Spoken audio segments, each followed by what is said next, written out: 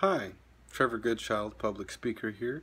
We're going to discuss time machines today and the sense of how our minds can become a time machine to appreciate a lot more out of life.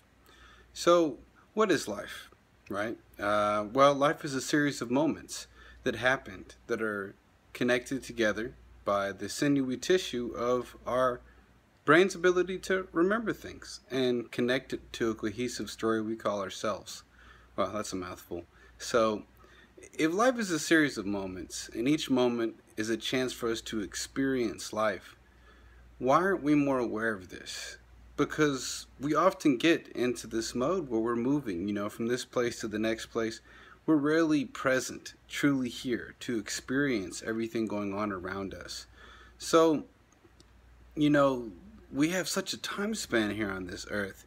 From paintings in caves with bloody handprints signifying some of the first communication and art that man has done, to, the generations of the past, from Woodstock to the beatnik poets and Jack Kerouac and Dean Mariotti, and all of these time spans, and each generation had this unique sense of perspective on what was important to them, what the values were for the life they lived, and also this was formulated by what they noticed about their daily lives that they experienced.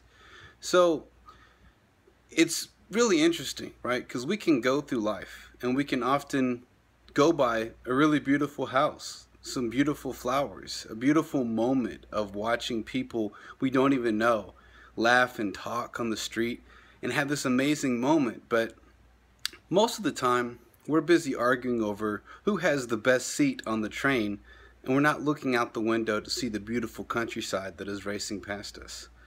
In a sense, we don't really see the significance of life and each moment that happens in life unless we pause to appreciate it, unless we pause and take a moment to say, wow, that is amazing. This is kind of like a parable from the Bible. And I'm not overly religious, but there is one that says something along the lines that you must become as children to enter the kingdom of heaven.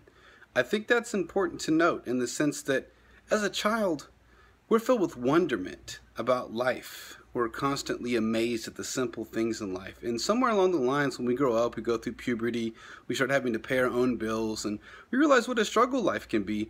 We lose that sense of appreciation for each moment that we live. It becomes a series of habits and routines. We drive a car through routine, through mechanical habits and muscle memory that we're just acclimated to. But do you want to feel through routines? Do you want to be loved through a routine or a habit? I don't think anyone wants to. So we have to pause for a second, blink, step outside ourselves in the normal routine to really see life as it happens and to appreciate it. So in that mindset, I'd like to teach you something that I do to help me appreciate life every single day. I like to sense nostalgia. Now, nostalgia is more often used to kind of have this painful longing or appreciation of really good times that happened in our past. Well, what if we did a mental exercise? What if we forecasted ourselves into the future and imagined the present moment from our future selves' perspective? What would you appreciate about right now in your life if you were looking on it from a past tense view from a year from now? Say you're your future self a year or two from here, right, in the future. What would you look back and appreciate about right now? Try to feel that now. Try to appreciate the present moment and everything in your life that you have to appreciate. Developing and cultivating that sense of appreciation will empower you to truly experience life instead of just, an idea of what life is, right? Oh, that's a tree, right? No, you're seeing the tree. You're actually experiencing this present moment. Adds beauty, adds significance by really appreciating the present moment. But you have to pause to do this. So what if we did this from the future? What if we kind of said, okay, well, what would I appreciate about right now if it was 2 years from right now? And I'm my future self and I'm looking back at the present moment. So that's kind of the point of this exercise. When I do that, I'm able to really add significance and treasure the small moments in life that make up our day when we often overlook them. But this is part of being happy. This is part of really understanding why we should say thank you to the world for giving us what we have instead of always wanting what we don't, right? It's how you think about things. So let's expand on that idea.